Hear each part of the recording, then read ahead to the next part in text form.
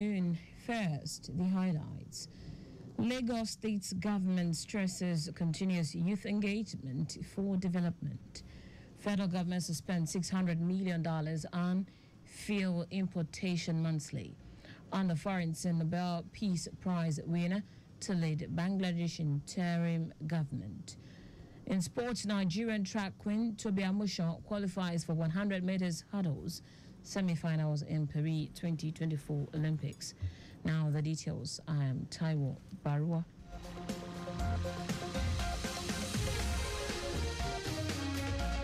Lagos State's Deputy Governor Bafemi Hamzat says the state government will continue to engage, interact and communicate with the youth, believing that this would enable them to collaborate and partner with the government in achieving the set desired goals and programs.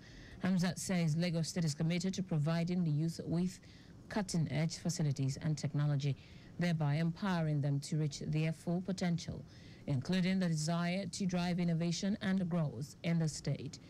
The Deputy Governor highlighted some of the initiatives the current administration has put in place to ensure that the youth are engaged and unleash their potential for prosperity, noting that some of the youth in the state have been sponsored to different countries to see how things are done. Hamza stated that Governor Babajide Sanwo-Olu administration will be remembered for laudable projects that the administration has embarked upon, which will be a legacy of the administration. The Deputy Governor reeled out some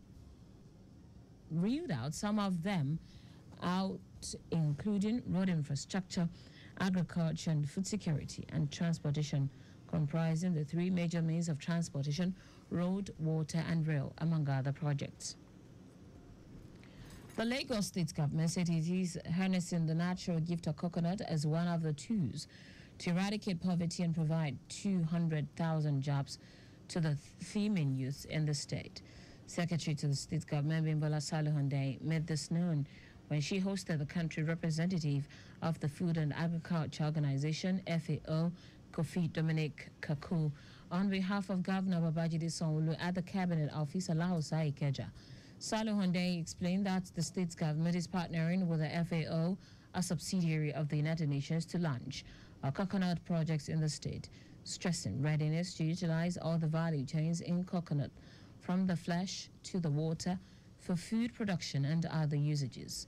On his part, FAO country representative from the United Nations to Nigeria, Kofi Dominic Kaku, explained that the coconut projects will create employment, bring income, and bring the private sector on board to develop the coconut value chain in the state.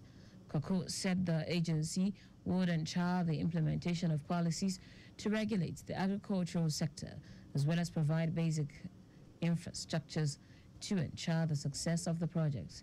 He added that the FAO is also looking to develop aquaculture and fishery in Lagos State, which will help to stabilize the economy as well as fight food insecurity. The Lagos State Retired Heads of Service and Permanent Secretaries, ALHOPS, has stressed the need to discuss food and nutrition insecurity as it reaches alarming proportions nationwide. ALHOPS President Nuruddin Ojora Adejian made the statement in a release signed by the Public City Secretary of the Association, Olushina Thorpe. According to the President, in view of the importance of the subject of food security, the association has scheduled its annual summit tagged Agenda for Sustainable Development and Food Security to hold between Tuesday 13th and Wednesday 14th August 2024. Ojora Adejian described food security as a cornerstone of any stable and prosperous society, stressing that every individual and group should have access to sufficient, safe and nutritious foods to live healthy lives. He stated that Nigeria, despite her rich agricultural heritage and potential, faces significant challenges. These, he noted, should be addressed through a comprehensive and collaborative approach involving both state and non-state actors. This year's summit, which is the 11th edition, will feature erudite scholars and food security experts from across the globe. Now to the rest of the stories. Minister of Finance and Coordinating Minister of the Economy, Wale Edun, has revealed that the country currently spends $600 million on fuel importation monthly. Edun stated that the high import bill is due to neighboring countries up to Central Africa benefiting from the country's fuel import. The minister explained that the situation was the reason President Bola Tinubu removed fuel subsidy, as the country does not know the exact amount of fuel consumed internally. According to a report by the National Bureau of Statistics, the country's petrol import was reduced to an average of 1 billion liters monthly after President Tinubu removed the fuel subsidy on May 29 last year. Anambra State Governor Chukwuma Soludo has inaugurated the board of the Anambra State Independent Electoral Commission with Genevieve Osakwe as the chairman. The inauguration, which took place at the Governor's Lodge in Amabia, came after 10 years since the last local government election was conducted in the state. During the exercise, the governor said the board's confirmation by the State House of Assembly paved the way for fulfilling one of the key promises he made to the people of the state. He said the team will play a crucial role in setting the stage for the local government elections and ensuring the smooth, peaceful, and transparent conduct of the polls in the state. While stating that the law clearly spells out their wide range of functions, Soludo asked members of the board to expedite action and set a date for the conduct of the local government elections for Anambra State. In foreign news now, Nobel laureate Muhammad Yunus, a long-time political foe of Bangladesh's ousted Prime Minister Sheikh Hasina, has been named the country's interim leader. The 84-year-old was appointed a day after Hasina fled the country following weeks of deadly protest that brought her resignation. While Yunus has been lauded for his pioneering use of microloans, Hasina regarded him as a public enemy. Yunus is currently on bail, appealing against a 6-month jail term in what he has called a politically motivated case. Students who led the mass protests that unseated Hasina refused to accept a military-led government and pushed for Yunus to lead the interim government. The decision to name Yunus as chief advisor of the interim government followed a meeting between President Mohammed Shabuddin, military leaders, and student leaders. In sport now, world champion Tobi Amushon has qualified for the 100 meters hurdles semi-finals in the ongoing 2024 Olympics in Paris. Amushon led the pack of 8 athletes with 12.49 seconds, followed by America's Alicia Johnson with 12.61 seconds, while Jamaica's Janique Brown qualified with 12.84 seconds.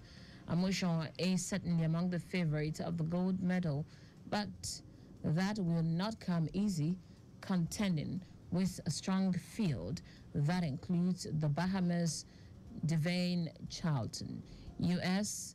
Alicia Johnson, world champion Danielle Williams, and reigning Olympic champion Jasmine Camacho Quinn of Puerto Rico. The semi-finals will be held on Friday, August 9, while the final is slated for Saturday, August 10. The 27-year-old has been in great form in the run-up to the Sport Fiesta, running a season's best and then world held of 20.40 seconds at the Jamaican Athletics Invitational in Kensington in May. And that's it on the news at noon. But just before we go, slow down at road junctions, intersections, and pedestrian crossings. You can follow us and like all of various social media platforms. X at Traffic Radio 961, Facebook Lagos Traffic Radio 96.1 FM, Instagram Lagos Traffic Radio 961. Subscribe and watch our news and programs live on YouTube at Traffic Radio 961. You can also visit our website www.trafficradio961. Did you know that the Sanwo-Olu administration initiated 500 hectares rice farm technology intervention project? You can get more details on the Lagos State Government website. To end the news, here are the highlights of the major stories.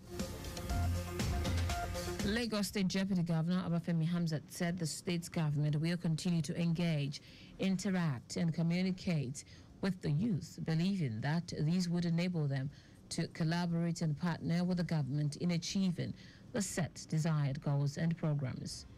Minister of Finance and Coordinating Minister of Economy, Wale Edu, has revealed that the country currently spends $600 million on fuel importation monthly. We also told you that Nobel laureate Mohammed Yunus, a long-time political foe of Bangladesh's ousted Prime Minister Sheikh Hasina, has been named the country's interim leader. And finally, sport world champion Tobi Amusho has qualified for the 100 meters hurdles semi-finals in the ongoing 2024 Olympics in Paris. For contact with the newsroom, send a message to info@trafficradio961.ng. That ends the news broadcast compiled by Coyote Mafalashiri. I am Taiwa Baruwa. Thank you for listening. Good afternoon.